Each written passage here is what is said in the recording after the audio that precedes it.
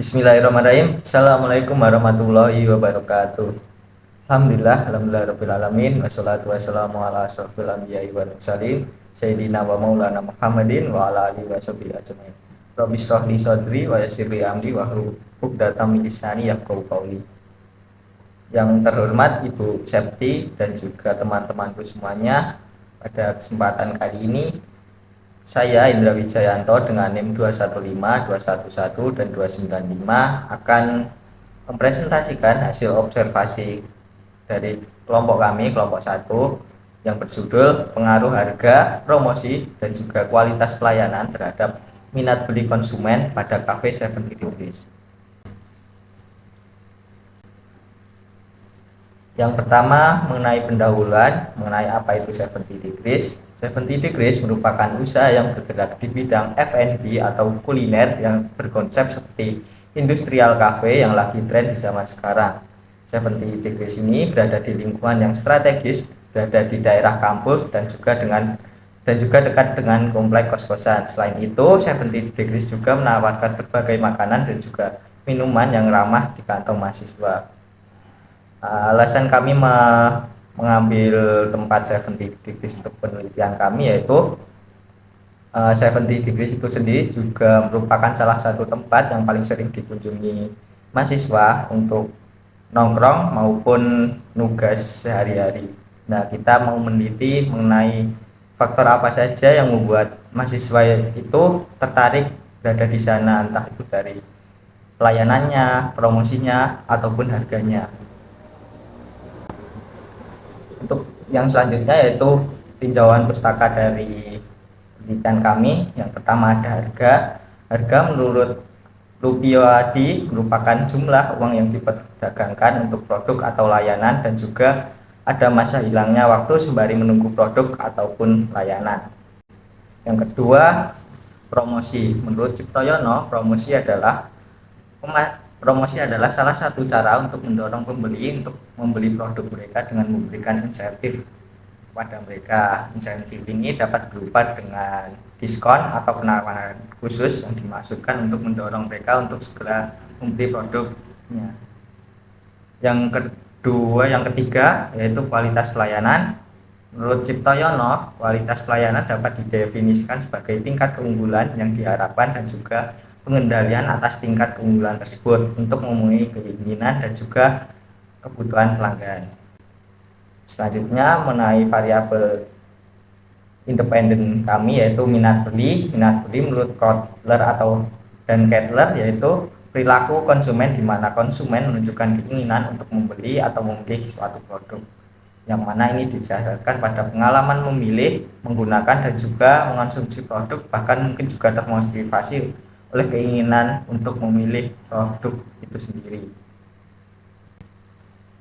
Selanjutnya mengenai hipotesis yang kami lakukan. Yang pertama, ada harga berpengaruh signifikan terhadap minat beli. Yang kedua, promosi atau X2 berpengaruh signifikan terhadap minat beli. Dan juga yang ketiga, kualitas layanan atau X3 berpengaruh pada minat beli. Untuk metode penelitian kami, yang pertama untuk desain penelitiannya, pada penelitian ini kami menggunakan jenis penelitian kuantitatif yang menggunakan metode survei dengan menggunakan kuesioner sebagai alat pengumpulan data untuk mendapatkan tanggapan dari responden dan juga menjadikannya sampel penelitian. Yang kedua, untuk populasi dan juga sampelnya, populasi dari penelitian ini mencakup semua pelanggan yang pernah mengunjungi atau membeli produk pada 70 Degrees, yang mana ini terdiri dari 41 responden yang dipilih menggunakan teknik non-probability sampling dan juga metode accidental sampling. Untuk teknik pengumpulan datanya, data yang kami gunakan ini terdiri dari data primer dan juga data sekunder. Untuk data primernya kami peroleh dari responden mengisi kuesioner melalui Google Form, sedangkan untuk data sekundernya diperoleh dari kami melakukan studi pustaka melalui buku-buku maupun laporan-laporan yang berkaitan dengan penelitian kami. Yang keempat mengenai deskripsi responden dalam penelitian ini yaitu pelanggan yang pernah mengunjungi atau membeli produk pada Cafe 70 Degrees. Kemudian kami memberikan link Google Form untuk mereka mengisi kuesioner dan menghasilkan responden. Untuk analisis datanya, kami menggunakan uji reliabilitas yang mana pada variabel penelitian ini memiliki nilai Cronbet alpha lebih dari 0,945 sehingga dapat disimpulkan bahwa semua indikator pada pertanyaan kami adalah reliable.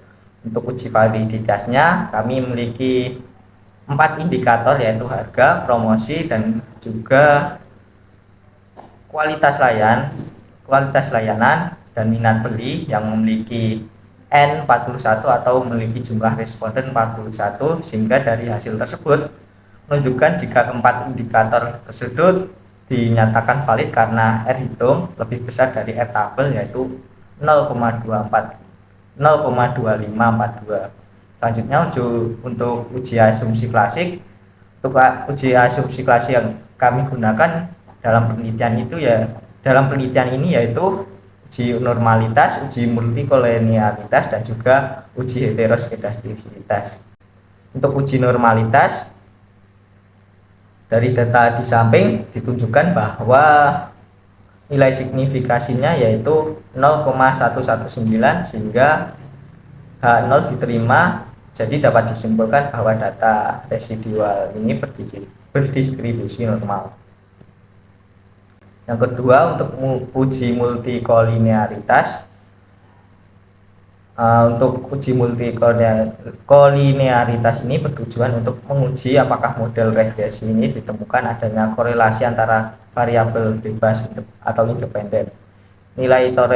Dari data di samping, nilai toleransinya itu kurang dari 0,10 yang berarti tidak ada korelasi antar variabel, sehingga dapat disimpulkan berdasarkan data di samping yaitu diketahui FIF kurang dari 10 maka tidak terdapat multikolinearitas, sehingga dapat diketahui nilai toleransinya lebih dari 0,1 sehingga maka tidak terdapat multikolinearitas.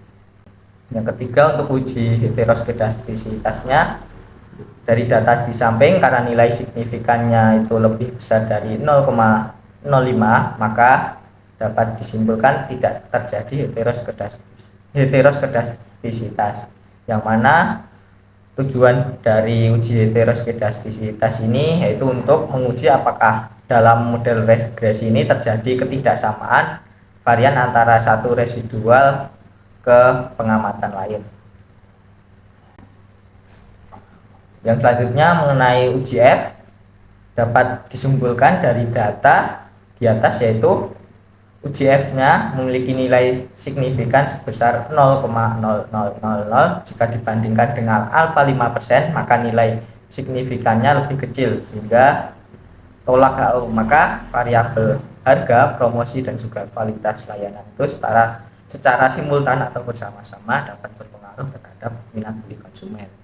Selanjutnya untuk uji T, dapat disimpulkan dari data di atas jika nilai signifikansi promosi itu 0,117 lebih besar dari alfa 5% sehingga terima HO, sedangkan untuk nilai signifikansi harga dan juga kualitas layanan masing-masing memiliki nilai signifikan yaitu 0,050 dan 0,009 lebih kecil dari alfa 5% sehingga tolak HO, yang mana artinya tidak terdapat pengaruh yang signifikan antara promosi terhadap minat beli. Selanjutnya untuk harga dan kualitas layanan itu berpengaruh signifikan terhadap minat beli.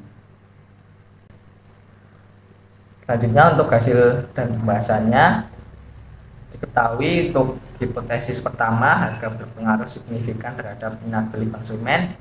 Dari penelitian ini ditunjukkan bahwa harga berpengaruh signifikan terhadap minat beli pada Cafe 70 Degrees, yang mana pernyataan tersebut dapat dibuktikan dengan nilai signifikansinya yaitu 0,005 lebih kecil dari alfa 5%, yang mana hal tersebut menunjukkan bahwa harga terbukti berpengaruh signifikan terhadap minat beli konsumen. Yang kedua, untuk hipotesis kedua, promosi berpengaruh signifikan terhadap minat beli.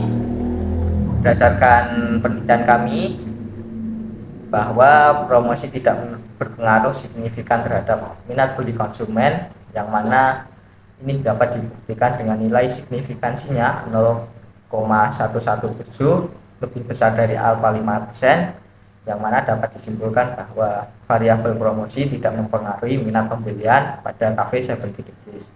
Yang ketiga, hipotesis ketiga, yaitu kualitas layanan berpengaruh signifikan terhadap minat beli konsumen, yang mana dari hasil penelitian kami ditunjukkan bahwa kualitas layanan berpengaruh signifikan terhadap minat beli konsumen pada cafe 70 degrees, yang mana pernyataan tersebut dapat dibuktikan dengan nilai signifikasi sebesar yaitu 0,009, lebih kecil dari alfa 5%, yang mana hal tersebut menunjukkan bahwa kualitas layanan itu berpengaruh signifikan terhadap minat beli konsumen, yang mana ini berarti bahwa kualitas pelayanan yang baik pada cafe 70 degrees akan dapat mendorong konsumen untuk melakukan pembelian lagi.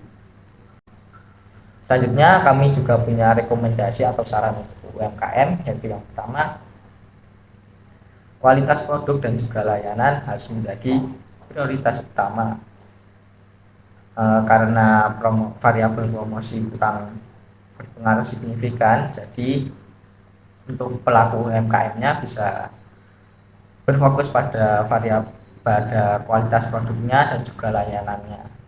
Yang kedua, inovasi menu menjadi kunci untuk memenuhi selera pelanggan dan juga mengikuti tren pasar, yang mana dengan terus berinovasi dan juga mengikuti tren pasar, para pelaku UMKM juga dapat terus bersaing dengan bisnis lain, dan juga dengan terus berinovasi mereka dapat terus-menerus menarik pelanggan untuk membeli pada bisnis mereka, pada produk mereka. Yang ketiga, kebersihan dan juga keamanan harus dijaga dengan ketat, karena pada variabel kualitas layanan sangat berpengaruh signifikan pada minat beli konsumen, sehingga kebersihan dan juga keamanan itu harus dijaga dengan ketat, karena kebersihan dan juga keamanan itu termasuk pada kualitas layanan. Karena jika kualitas pelayanannya itu baik, maka minat beli konsumen akan terus meningkat. Yang keempat, pengelolaan persediaan yang efisien dan juga pemilihan pemasok yang handal. Karena dengan pengelolaan persediaan yang efisien dan juga pemasok yang handal, pelaku UMKM itu dapat terus memungkinkan untuk terus meningkatkan keuntungan mereka. Yang kelima, agar lebih efektif lagi, terutama dalam melakukan pemasaran pada platform digital dan juga sosial media. Dan yang terakhir yaitu pengelolaan keuangan yang bijak dan juga pelatihan karyawan, karena dengan pengelolaan keuangan yang bijak dan juga pelatihan karyawan yang baik, maka usaha itu dimungkinkan akan terus berjalan dalam waktu yang lama. Sekian presentasi dari saya, kurang lebihnya saya mohon maaf. Assalamualaikum warahmatullahi wabarakatuh.